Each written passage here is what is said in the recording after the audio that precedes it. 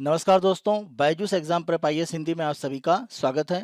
आज हम आपके सामने 6 जनवरी 2023 के दैनिक क्विज प्रस्तुत कर रहे हैं, जिसमें द हिंदू, इंडियन एक्सप्रेस तथा पीआईबी के प्रमुख समाचारों के आधार पर प्रारंभिक परीक्षा के प्रश्न आपको अभ्यास के लिए दिए जाएंगे।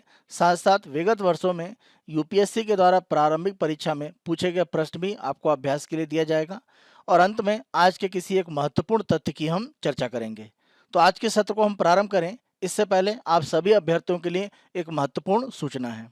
जैसा आप सभी जानते हैं, सिविल सेवा परीक्षा की प्रारंभिक परीक्षा में आपका जो चयन है वो आपके प्रारंभिक परीक्षा में जो अंक होते हैं उस पर निर्भर करता है, क्योंकि आपका जो सीसेट का पेपर है वो क्वालिफाइंग होता है। सामान्य तौर पर ऐसा माना जाता है कि अगर प्रारंभिक परीक्षा में आपके 110 से अधिक अंक हैं तो आप मानकर चलिए कि प्रारंभिक परीक्षा में आपका चयन लगभग सुनिश्चित है और आप निश्चिंत होकर मुख्य परीक्षा की तैयारी में जुट सकते हैं।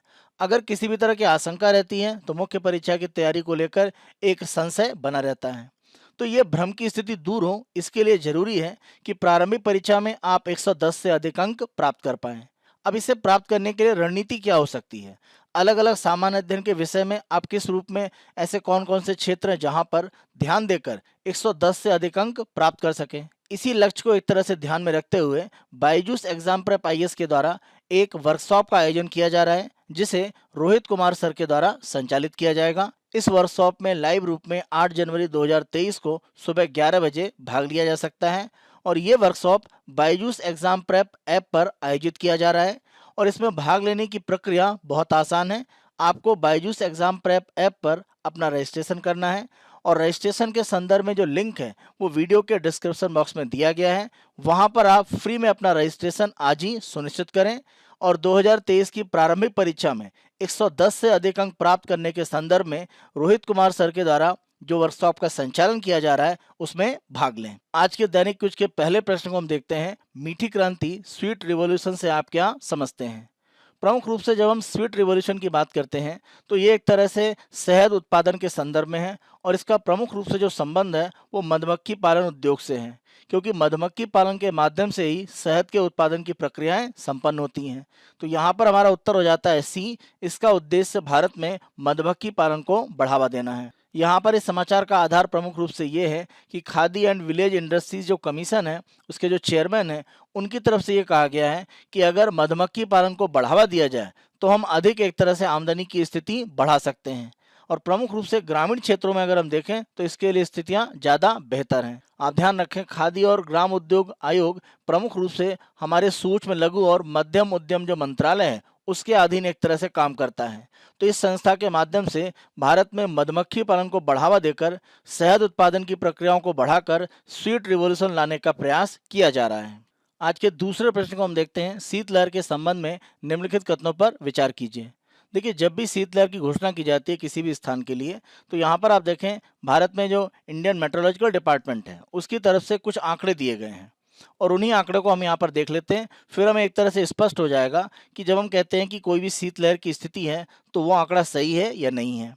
जैसे अगर हम न्यूनतम तापमान की बात करें, अगर हम मैदानी क्षेत्रों की बात करते हैं तो मैदानी क्षेत्रों के लिए न्यूनतम तापमान की स्थिति ये है कि अगर ये 10 डिग्री सेंटीग्रेड है उसके बराबर या उससे कम हो जाता है तो हम कहते हैं मैदानी क्षेत्रों में शीतलहर की स्थिति है, कोल्ड वेव है।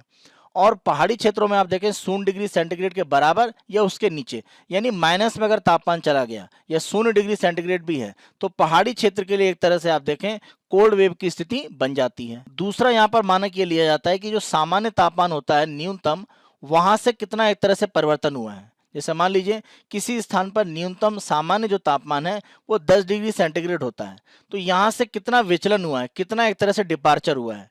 तो जब हम कहते हैं कोल्ड वेव तो न्यूनतम तापमान आप देखें 4.5 डिग्री सेंटीग्रेड से 6.4 डिग्री सेंटीग्रेड के बीच में अगर कम हो जाता है सामान्य स्थिति से तो हम कह देंगे कोल्ड वेव की स्थिति है। और सेवियर कोल्ड वेव यानी भीषण एक तरह से शीतलहर की स्थिति है अगर न्यूनतम तापमान आप देखें कि 6.5 डिग्री सेंटीग्रेड से ज्यादा नीचे चला जाता है सामान्य जो न्यूनतम तापमान होगा उससे। जब हम कहते हैं कोल्ड वेव की स्थिति है मैदानी क्षेत्रों में तो न्यूनतम तापमान वहां पर 4 डिग्री सेंटीग्रेड या उससे नीचे एक तरह से रिकॉर्ड किया जाता है। और सेवियर कोल्ड वेव है यानी भीषण एक तरह से शीतलहर है जब न्यूनतम तापमान 2 डिग्री सेंटीग्रेड के बराबर या उसके नीचे चला गया है। तटीय क्षेत्रों में अगर हम देखें तो न्यूनतम तापमान का जो परिवर्तन है सामान्य स्थितियों से वो 4.5 डिग्री सेंटीग्रेड या उससे ज़्यादा अगर हो जाता है तो हम कह देते हैं कोल्ड वेव की स्थिति है। और वास्तविक अगर हम न्यूनतम तापमान की बात करें तो वो अगर 15 डिग्री सेंटीग्रेड के बराबर है या उसके नीचे चला गया तटीय क्षेत्र में तो हम कह देंगे वहां पर कोल्ड वेव की स्थिति है। किसी भी दिन को हम कोल्ड डे या एक तरह से ठंडे दिन के रूप में कब गिनते हैं? तो यहाँ पर न्यूनतम तापमान की अगर हम बात करें मैदानी क्षेत्रों में तो यह 10 डिग्री सेंटीग्रेड या उससे नीचे अगर चला गया तो हम एक कोल्ड डे मान सकते हैं। और पर्वतीय क्षेत्रों के लिए आंकड़ा देखिए समान है जो हमने पहले चर्चा किया था, यानी 0 डिग्री सेंटीग्रेड के बराबर या उसके नीचे चला गया यानी माइनस में तापमान चला गया हो। और अगर हम सामान्य स्थितियों से परिवर्तन की बात करें तो कोल्ड डे का मतलब ये है कि जो भी एक तरह से अधिकतम तापमान होता है वो सामान्य स्थितियों से आप देखें कि 4.5 से लेकर 6.4 डिग्री सेंटीग्रेड का अंतर दिखा रहा है। और सेवियर कोल्ड वेव है यानी भीषण एक तरह से शीतलहर है। इसका मतलब अधिकतम तापमान सामान्य स्थितियों से आप देखें 6.5 डिग्री सेंटीग्रेड या उससे ज्यादा नीचे जा चुका है। तो कोल्ड डे के संदर्भ में आप देखें अधिकतम तापमान का मानक लिया जाता है, जबकि कोल्ड वेव में आप देखें हमने न्यूनतम तापमान की बात करी है। इस आधार पर अपने दोनों विकल्पों को देखते हैं। पहला, यह तब घोषित की जाती है जब न्यूनतम तापमान सामान्य न्यूनतम तापमान से 4.5 से लेकर 6.4 डिग्री सेल्सियस तक कम हो जाता है। तो इस आधार पर आप देखें पहला कथन सत्य है। दूसरा, इसे तब भी घोषित किया जा सकता है जब मैदानी क्षेत्र में किसी स्थान का न्यूनतम तापमान 4 डिग्री सेल्सियस से नीचे चला जाता है। तो ये स्थिति भी है, दोनों सत्य हैं। तो हमारा उत्तर है सी, 1 और 2 दोनों यहाँ पर सत्य हैं। प्रश्न का प्रमुख रूप से आधार यह है कि दिल्ली में न्यूनतम जो तापमान है वो 3 डिग्री सेंटीग्रेड के आंकड़े पर पहुंच चुका है और आप देखें 4 डिग्री से नीचे है। इसका मतलब यहाँ पर एक तरह से कोल्ड वेव जैसी जो स्थितियां हैं वो पूर्ण रूप से बनी हुई हैं। आज के तीसरे प्रश्न को हम देखते हैं। निम्नलिखित कथनों पर विचार कीजिए। बचत पर दिए जाने वाले ब्याज को बढ़ाकर महंगाई को नियंत्रित किया जा सकता है। प्रमुख रूप से आप देखें महंगाई को नियंत्रित करने का यहाँ पर अर्थ ये है कि आप बचत पर जो भी एक ब्याज की स्थितियां दे रहे होते हैं तो वो वर्ग जहाँ पर महंगाई का एक तरह से कह सकते हैं प्रभाव ज़्यादा होता है और वो उसका सामना नहीं कर पाते हैं, जैसे अगर हम सीनियर सिटीजन की बात करें या उन लोगों की बात करें जिनकी वेतन बहुत कम है, आमदनी बहुत कम है या उनके पास स्थिर आय का स्रोत नहीं है, तो महंगाई बढ़ने पर सबसे ज़्यादा उन पर प्रभाव पड़ता है। तो ऐसी स्थिति में अगर बचत पर ब्याज की स्थिति को बढ़ा दिया जाता है तो आप कहीं ना कहीं आय की जो स्थितियां हैं वो लोगों को थोड़ी सी बढ़ाकर दे रहे हैं, जिससे कि महंगाई की जो स्थिति है उसमें वो एक तरह से कुछ अपने आप के जो व्यय हैं उस पर एक तरह से स्थितियों को वो सामान्य रख पाए। बचत पर दिए जाने वाले ब्याज को बढ़ाकर महंगाई को नियंत्रित किया जा सकता है, उसका उद्देश्य कहीं ना कहीं इस रूप में रहता है। दूसरा कथन, यदि मुद्रास्फीति अधिक है तो रिटर्न की वास्तविक दर कम होगी। सामान्य तौर पर अगर मुद्रास्फीति की स्थिति है तो रिटर्न जो भी आपको एक तरह से किसी भी निवेश पर आते हैं वो थोड़े कम हो जाते हैं, क्योंकि अगर हम सामान्य स्थितियों में देखें तो माना यह जाता है कि अगर मान लीजिए आपको 100 रुपये का लाभ हुआ है और अर्थव्यवस्था में मान लीजिए कोई सामान 10 रुपये का है तो आप एक तरह से 90 रुपये की बचत कर रहे हैं। लेकिन अगर मान लीजिए यही सामान आपका 20 रुपये का हो गया तो 100 रुपये पर 20 यानी आपको एक तरह से 80 का लाभ है। हो सकता है कि यहाँ पर कुछ ब्याज बढ़े, लेकिन 100 मान लीजिए ब्याज कुछ बढ़कर भी आपको मिलेगा तो 100 की जगह मान लीजिए आपको 105 मिलेगा, तब भी आप एक तरह से घाटे में रहते हैं। तो यहाँ पर आप ध्यान रखें कि ब्याज दरें एक तरह से बढ़ाकर अर्थव्यवस्था में मुद्रास्फीति को नियंत्रित जरूर किया जाता है, लेकिन इसका अर्थ ये रहता है कि लोन लेने की प्रक्रियाएं महंगी हो जाती हैं और ये अर्थव्यवस्था को थोड़ा कमजोर कर सकता है, मंदी ला सकता है और इस रूप में लोगों की आय कहीं ना कहीं प्रभावित होती है।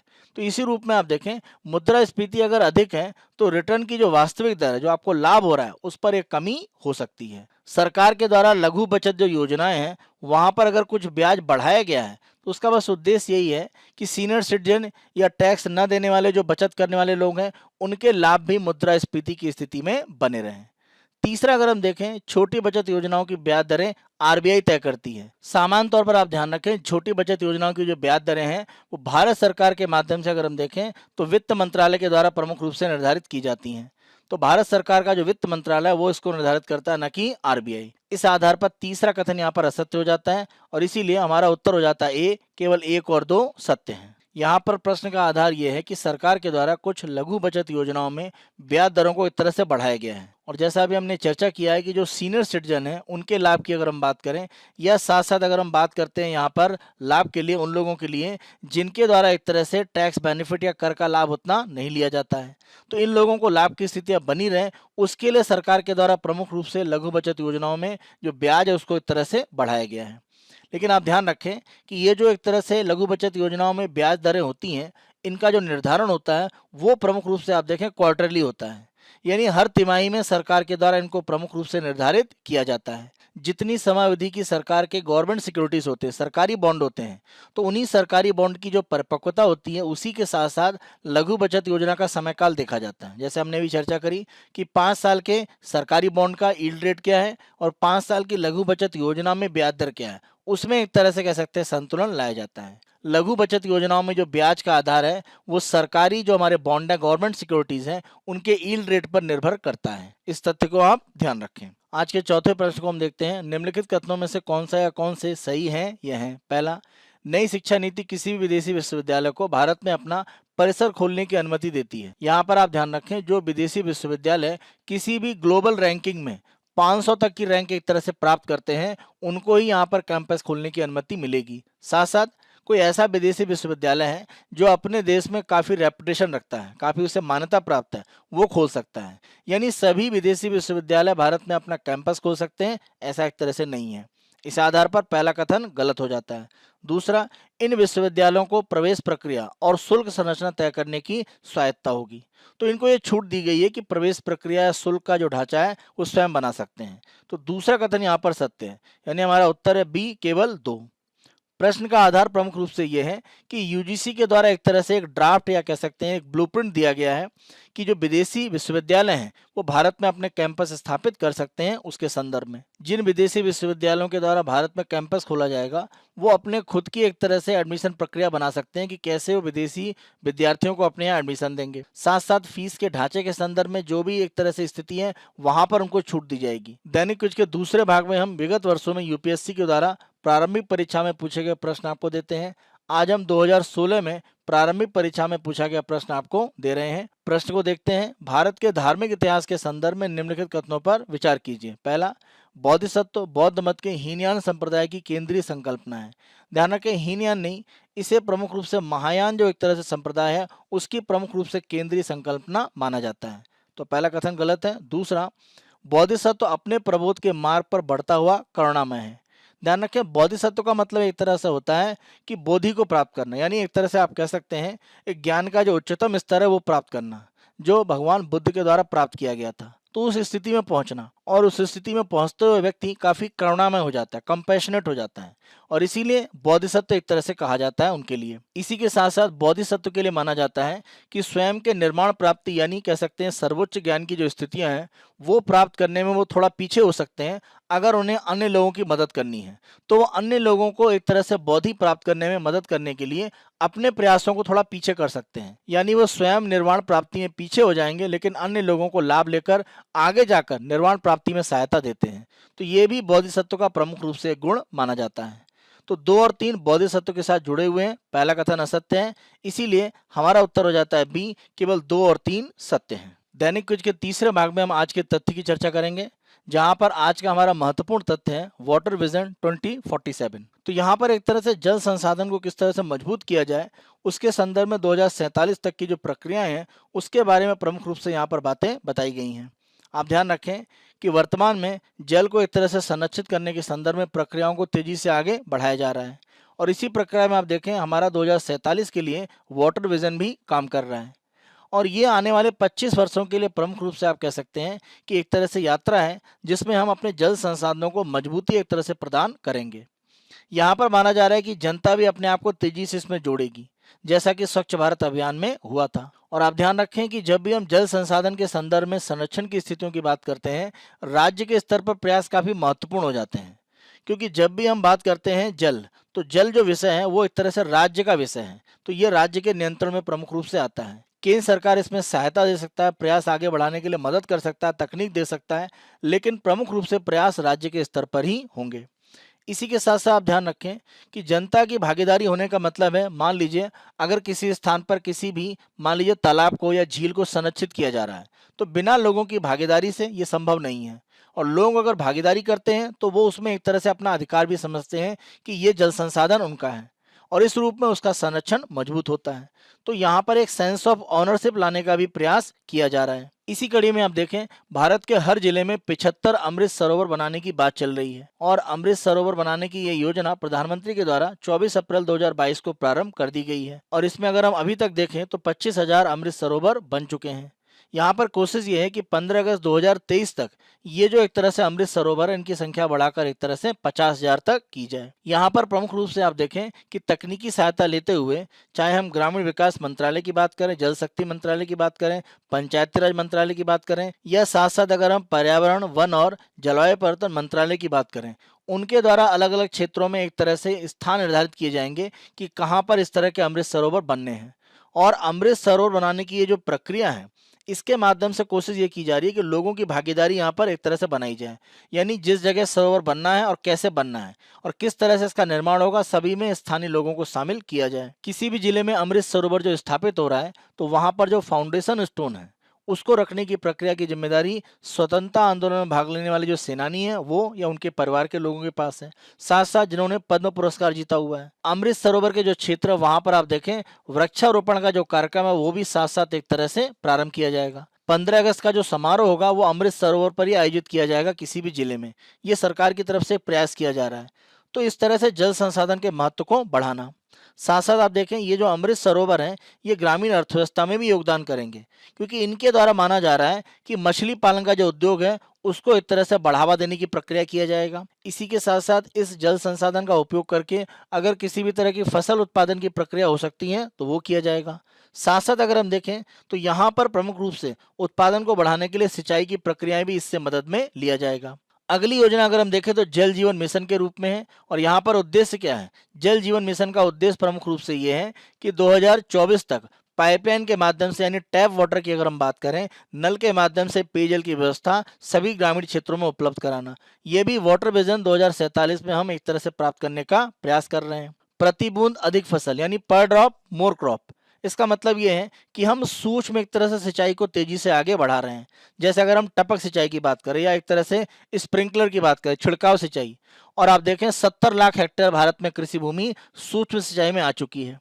ग्राम पंचायत में आप देखें अगले 5 वर्ष के लिए जल आपूर्ति से लेकर स्वच्छता और अपशिष्ट प्रबंधन का रोड मैप तैयार किया जा रहा है, क्योंकि जल संसाधन का जो प्रदूषण है वो रोकना भी इसमें एक महत्वपूर्ण भूमिका निभाता है। और इसीलिए हम अपनी नदियों को, जो हमारे इकोसिस्टम का एक तरह से बड़ा भाग है, और अगर हम जल के पारिस्थितिकी तंत्र की बात करें तो नदियों का महत्व सबसे ज्यादा है। इसी प्रक्रिया में हम देखें नमामि गंगे मिशन का हमने जो एक तरह से मिशन बनाया था, जिसके माध्यम से गंगा की सफाई की स्थिति चल रही है, उसको बेहतर रूप में अन्य नदियों में भी लागू किया जाएगा, क्योंकि नदियों के संरक्षण के माध्यम से हम वाटर विजन 2047 की प्रक्रियाओं में कहीं ना कहीं जा पाएंगे। लोग जब तक इस प्रक्रिया में शामिल नहीं होंगे इसका सफल होना संभव नहीं है। साथ साथ ग्रामीण क्षेत्र में एक तरह से लोगों की भागीदारी और ग्रामीण अर्थव्यवस्था इससे एक तरह से लाभान्वित हो पाए, ये प्रयास किया जा रहा है। और इसमें कृषि का जो भाग है उसको भी एक तरह से महत्वपूर्ण रूप में जोड़ा जा रहा है, और उद्योग, क्योंकि आप ध्यान रखें कृषि और उद्योग ये दो ऐसे भाग हैं जो सबसे ज्यादा एक तरह से जल संसाधन का उपयोग करते हैं। अगर हम वाटर का रिसाइकिल करते हैं तो प्रमुख रूप से जो भी हमारा अपशिष्ट पानी है उसको शुद्ध करके हम दोबारा उपयोग कर रहे हैं, और ये हमारे स्वच्छ जल के जो स्रोत हैं उनका संरक्षण भी सुनिश्चित करता है। इसीलिए जब हम वाटर विजन 2047 की बात करते हैं तो हम एक तरह से कहते हैं कि अर्थव्यवस्था में सर्कुलर एक तरह से इकोनॉमी का हिस्सा बनना चाहिए, यानी एक जगह जो पानी अपशिष्ट के रूप में है उसकी सफाई करके हम कहीं और उपयोग कर सकते हैं। ये हमारा 6 जनवरी 2023 का दैनिक क्विज है। आने वाले दिनों में अन्य दिनों के दैनिक क्विज हम आपको इसी तरह से उपलब्ध कराते रहेंगे। Byju's exam prep IAS Hindi को आप बहुत अधिक पसंद कर रहे हैं, अधिक से अधिक संख्या में लाइक करें, शेयर करें, और अभी तक अगर आपने हमारे YouTube चैनल को सब्सक्राइब नहीं करा है तो हमारे YouTube चैनल को आज ही सब्सक्राइब करें। धन्यवाद।